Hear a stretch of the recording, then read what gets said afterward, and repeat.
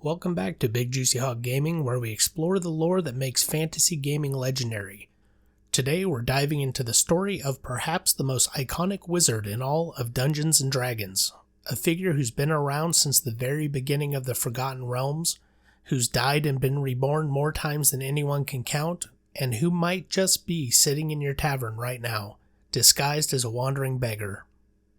Picture this. You're adventuring in the Forgotten Realms, and you encounter an old man in a battered gray robe, smoking a pipe and muttering to himself.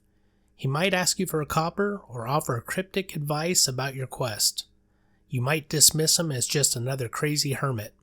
That would be a mistake, because there's a good chance that old man is Elminster, a wizard who's over 1,200 years old, who's been the personal chosen of the goddess of magic, who saved the world more times than most people have had hot meals, and who's powerful enough to turn you into a toad without even putting down his pipe. This is the story of Elminster Aumar, the Old Mage, the Sage of Shadowdale, Mystra's chosen, and the closest thing the Forgotten Realms has to a main character. From his humble beginnings as a prince of a destroyed kingdom to his current status as one of the most powerful beings in existence, Elminster's tale spans over a millennium of adventure, loss, transformation, and power beyond mortal comprehension. Elminster's story begins not with magic, but with tragedy. He was born in the year of the Cowl, 212 DR, Dale Reckoning, as the son of Elthrin, the last prince of Athalantar, a human kingdom in what would later become the western heartlands of Faerûn. His birth was ordinary enough for nobility, but his childhood would be anything but. When Elminster was still a young boy, his world shattered. Unbeknownst to the royal family, evil mages had infiltrated the kingdom's court, working in secret to seize power. These dark wizards, serving interests both political and diabolic, orchestrated a coup that destroyed the royal line in a single night of blood and fire. Young Elminster watched from hiding as his father was murdered by the very mages his family had trusted. His mother fell defending him, using the last of her strength to help him escape the burning palace. In a single night, the boy went from prince to orphan, from a life of privilege to hunted fugitive. The mages who'd seized control of Athalantar wanted no surviving heirs to threaten their rule. Every member of the royal family had to die. For months, Elminster survived in the wilderness, hunted by the usurper's agents. He learned to steal, to hide, to trust no one. The pampered prince became a ragged survivor, fueled by rage and a burning desire for revenge.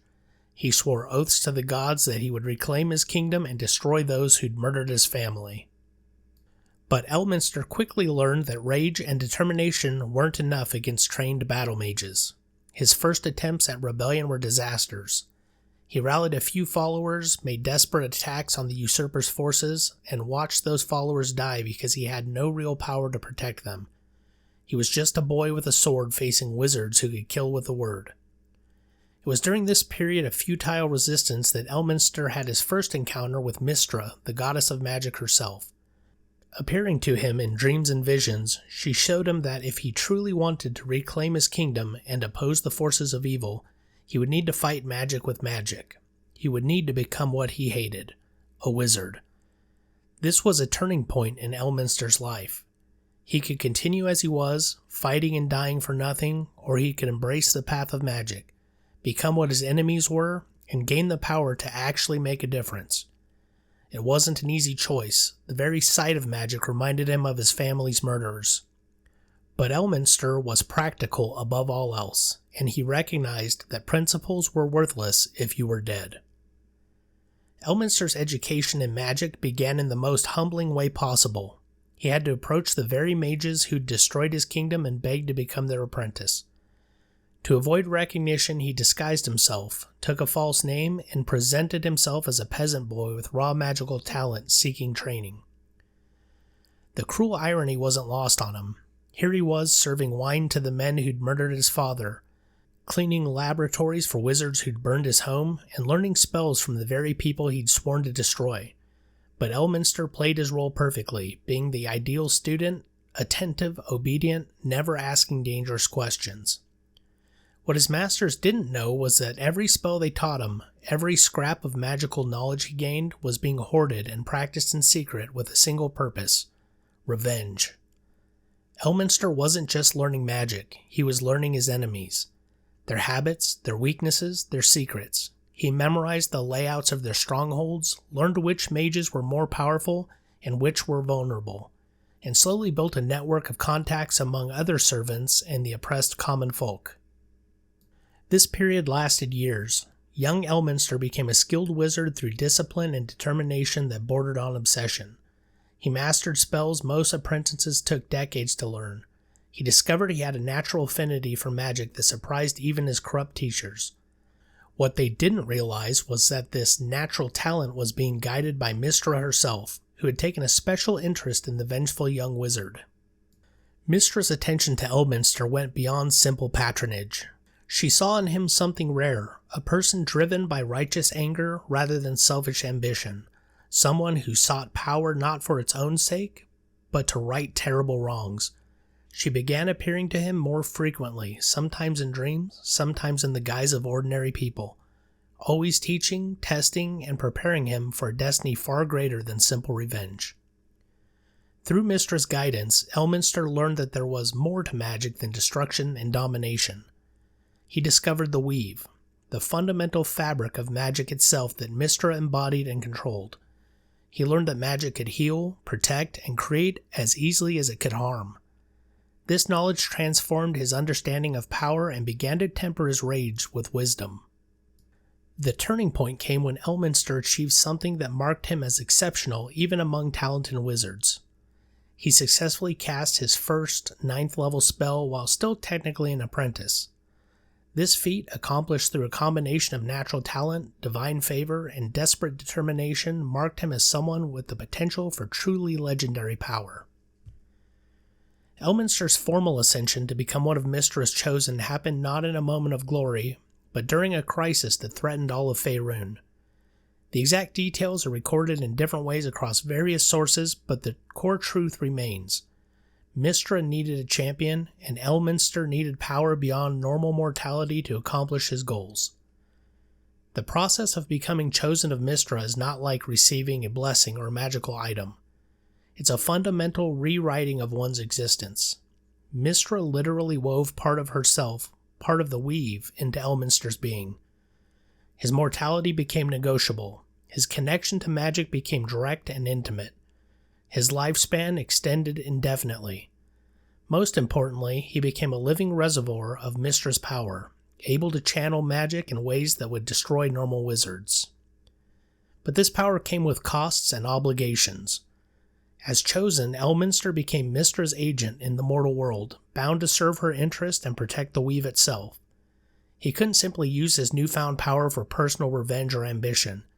He had responsibilities to all magic users, to the balance of arcane forces, and to Mystra's vision for how magic should exist in the world.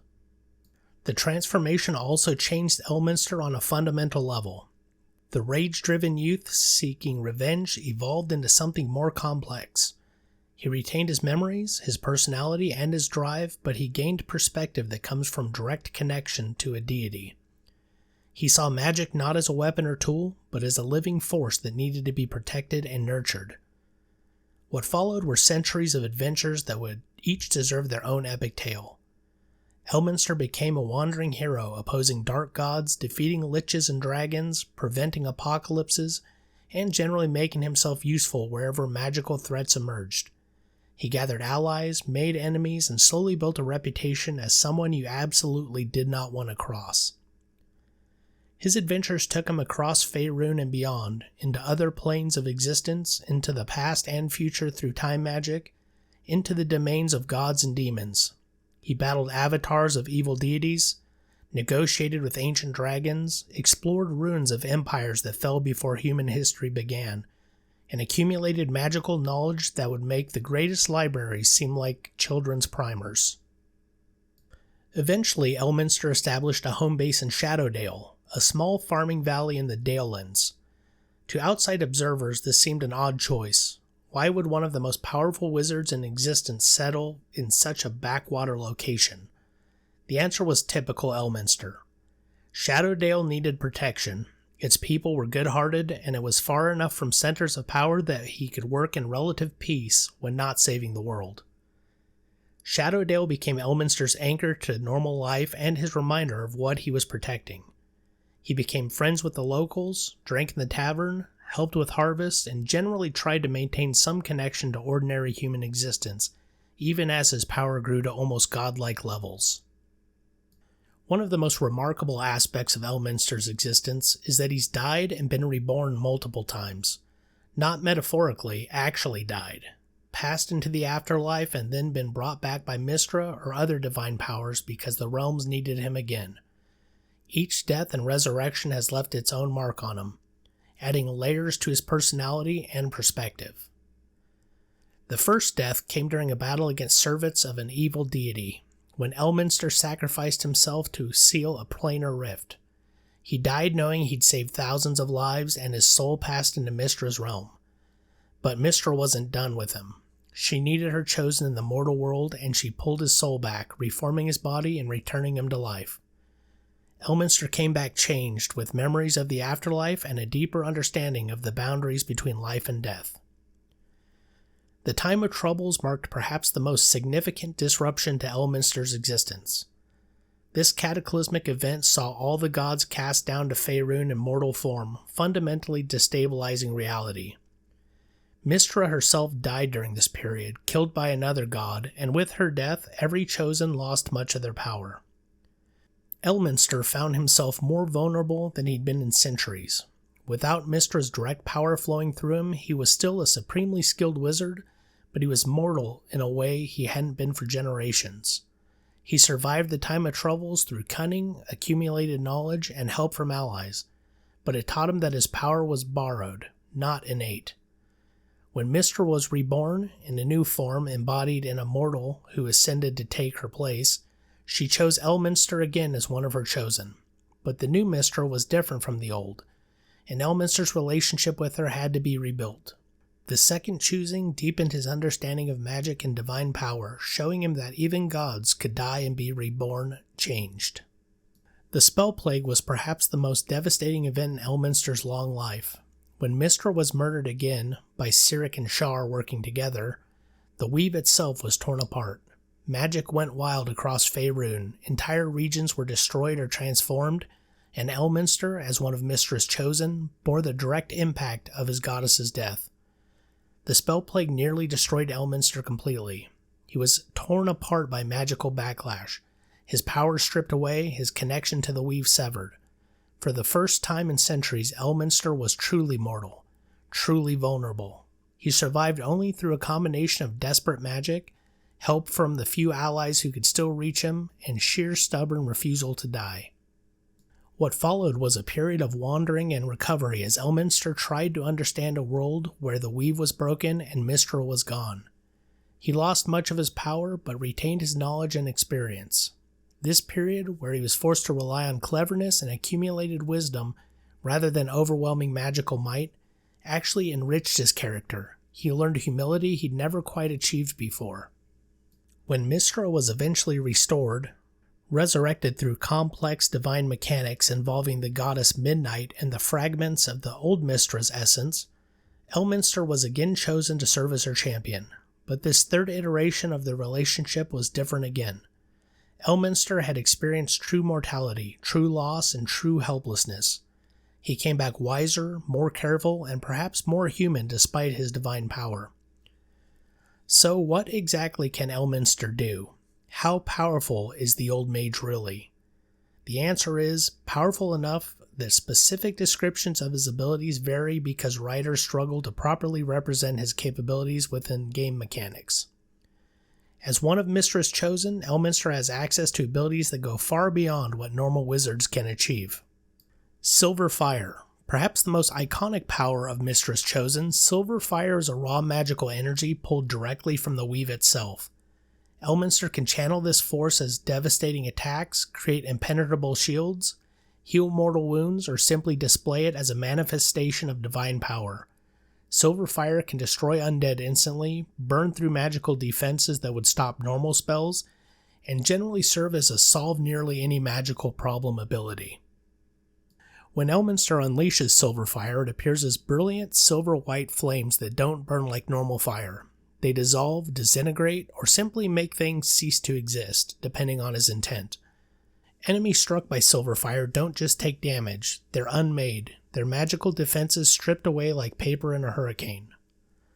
Limitless spell slots. Normal wizards must carefully manage their spells, resting to recover their magical energy. Elminster as Chosen has a direct connection to the weave itself.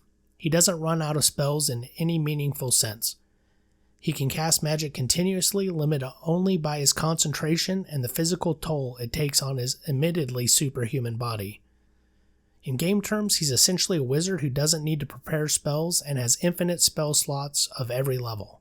This doesn't mean he can cast everything simultaneously. Even Elminster can only concentrate on so many spells at once, and truly powerful magic requires time and focus.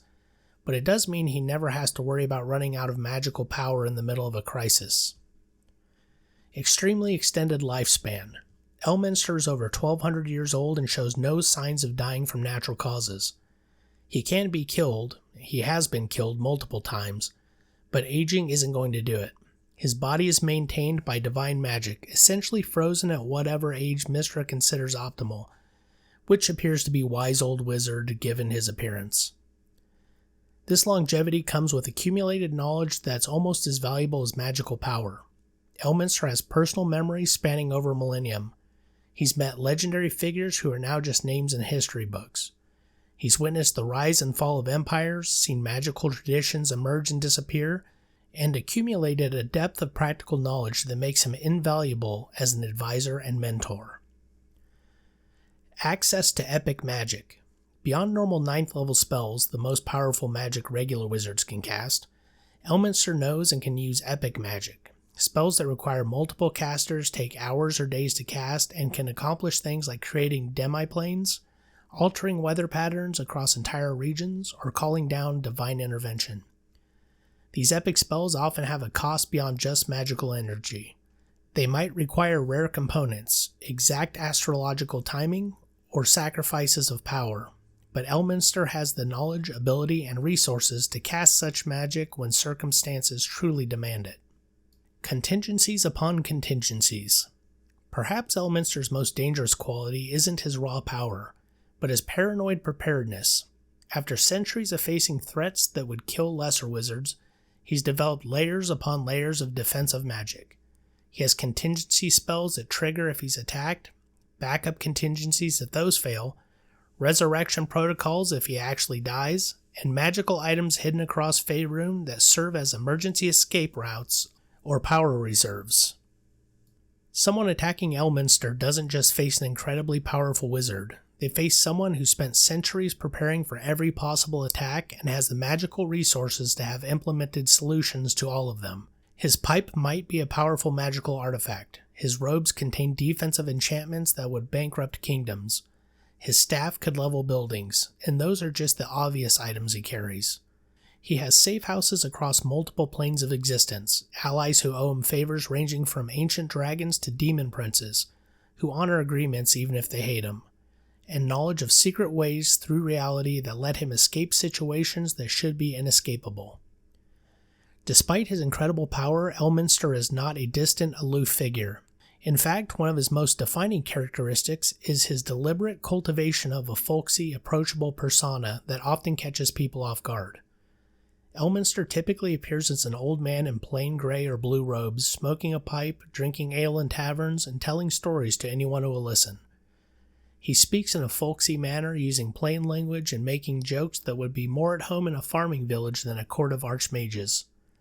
He's deliberately non-threatening in appearance and manner, presenting himself as a friendly, if eccentric, old wizard rather than one of the most powerful beings in existence. This isn't an act exactly. This is genuinely how Elminster prefers to interact with the world. After centuries of adventure and political intrigue, he finds more satisfaction in simple pleasures. Good beer, interesting conversation, helping young adventurers get started on their careers, and observing the endless creativity and resilience of ordinary people. But underneath the grandfatherly exterior is a mind sharpened by over a millennium of experience. Elminster is always assessing, always 3 steps ahead, always prepared. That friendly old man telling stories in the corner is simultaneously maintaining active magical defenses, monitoring multiple scrying sensors across the region, and considering 17 different courses of action depending on how the current situation develops. He's also genuinely kind in ways that powerful beings often aren't. Elminster remembers what it was like to be powerless, to be young and overwhelmed by the world's dangers. He goes out of his way to help promising young wizards, often appearing at critical moments in their lives to offer exactly the right advice or assistance. He's launched countless adventuring careers by providing that crucial first magical item, that vital piece of information, or that life-saving intervention. But his kindness has limits. Elminster is perfectly capable of ruthlessness when circumstances demand it. He's killed threats to the realm without hesitation, manipulated political situations to prevent worse outcomes, and made hard choices that cost innocent lives to save thousands more. His morality is consequentialist. He judges actions by their outcomes, not by adherence to absolute principles. Those who mistake Elminster's friendly demeanor for weakness or foolishness don't generally survive long enough to learn about their error. He's fought dark gods and ancient dragons, demon lords, and the most powerful evil wizards in history, and he's still here while most of them are dust. That survival is testament to both his power and his willingness to do whatever is necessary. There's also a streak of mischief in Elminster that centuries haven't diminished. He enjoys playing pranks on pompous authority figures, deflating overconfident young wizards, and generally introducing chaos into overly rigid situations. He's turned irritating nobles into toads, made obnoxious officials sprout donkey ears, and used magic to settle tavern brawls in humiliating but ultimately harmless ways. Despite living for over a millennium, Elminster has maintained meaningful relationships that define him as much as his magical power. Mystra. Elminster's relationship with his goddess is complex beyond simple worship. They've been patron and servant, friends, occasional lovers in her mortal incarnations, and allies in the defense of magic itself. He's watched her die multiple times, experienced the agony of her absence and the joy of her return. Their bond transcends normal divine-mortal relationships. Mystra trusts Elminster in ways she trusts few others. He's one of the few beings who can question her decisions and offer contrary advice without being destroyed for his presumption. She values his perspective precisely because he's experienced both mortality and divine power, understanding both viewpoints. But this relationship isn't without strain. Elminster sometimes chafes at his obligations as chosen, wishing for a simpler existence. Mystra, for her part, sometimes forgets that her chosen, despite their power, are still fundamentally mortal in their psychology and have limitations even she cannot overcome. Their relationship works because both sides respect these tensions while remaining committed to their shared purpose. The other chosen. Elminster is part of a select group, the Chosen of Mystra. His relationship with his fellow chosen is complex, mixing camaraderie with competition, cooperation with occasional conflict. The Symbol, a Lasra Silverhand, was perhaps Elminster's closest peer and for many years his lover. A sorceress of incredible power and queen of Algorand, the Symbol matched Elminster in magical ability while having a completely different personality. Where he was patient and calculating, she was passionate and impulsive. Their relationship spanned centuries and survived numerous breakups and reunions, representing perhaps the closest thing to an equal partnership Elminster has ever experienced. The Seven Sisters, also known as the Seven Chosen, are another group of Mistra's chosen with whom Elminster has worked closely. These women, born as daughters of Mystra in mortal form, each possess incredible magical power and specific roles in defending the realms. Elminster has served as mentor, ally, and occasional antagonist to various sisters depending on circumstances. Mortal friends and protégés. Elminster has outlived countless friends, students, and allies. This ongoing experience of loss has shaped his personality in profound ways. He continues to form friendships despite knowing he'll likely outlive them, viewing the pain of eventual loss as the price for the joy of genuine connection. He's particularly known for taking promising young wizards under his wing. Many of Faerûn's most famous archmages can trace their magical lineage back to the lessons learned from Elminster. He has a talent for seeing potential in unlikely places and providing exactly the right push at the right moment to set someone on the path to greatness. Enemies. When you live for over 1,000 years and make it your business to oppose evil, you accumulate enemies.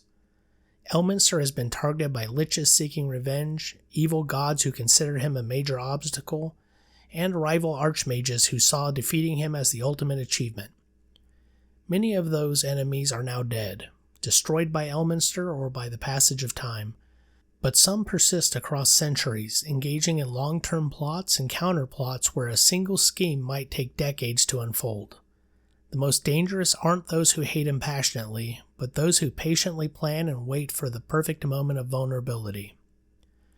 Elminster exists not just in game modules, but across dozens of novels, short stories, and source books. His literary presence has shaped his character in ways that go beyond game statistics.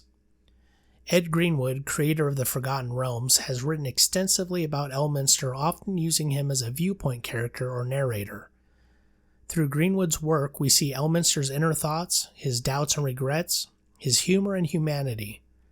The literary Elminster is more complex than the game stat block version, with emotional depth that comes from centuries of experience and loss. The novels explore aspects of Elminster's character that game sessions rarely touch. His grief over outliving everyone he's ever loved, his ongoing relationship with various incarnations of Mystra, his political maneuvering across centuries of Faerûnian history, and his role as historian and chronicler of events he personally witnessed. These stories also show Elminster's failures and vulnerabilities. We see him helpless during the time of troubles, watch him struggle during the Spellplague, and witness his despair when Mystra dies. The literary version reminds us that despite his power, Elminster is still, in some fundamental way, that young prince who lost everything and has spent a millennium trying to prevent others from experiencing this loss. Elminster's story is ongoing. Through multiple editions of D&D across different versions of the Forgotten Realms timeline, through cataclysms that destroyed other major characters, the Old Mage persists. He's adapted to every change in the realms, survived every apocalypse, and remains relevant regardless of how the setting evolves. In the current timeline, Elminster continues his work protecting the Weave, mentoring new generations of wizards, and opposing threats to the realms. He's seen editions change, rule sets rewrite, and the world remade multiple times, and he's incorporated all of it into his ever-growing understanding of magic and reality. For players and dungeon masters, Elminster remains what he's always been, a symbol of magical power, a connection to the realm's deep history, and proof that individual heroes can make a difference in a world of gods and cosmic threats. Whether he's helping your party with cryptic advice, serving as the BBEG's mysterious benefactor, or just drinking ale in a tavern and telling stories, Elminster enriches campaigns by his presence. And somewhere in the realms right now, an old man in worn gray robes is sitting in a tavern, smoking his pipe and smiling at the latest batch of young adventurers setting out to save the world. He knows most of them won't succeed, but some will. Some always do. And for those special few, there might just be a mysterious old wizard who happens to appear at exactly the right moment with exactly the right advice. After all, that's what he does. That's what he's always done. And he's quite good at it. Thanks for joining Bigjuicyhog Gaming for this deep dive into one of D&D's most legendary characters. Elminster represents everything that makes the Forgotten Realms special. Deep lore, complex characters, and the sense that the world has genuine history with heroes who've shaped it across centuries. Whether you love him or find him overused, there's no denying that Elminster is iconic.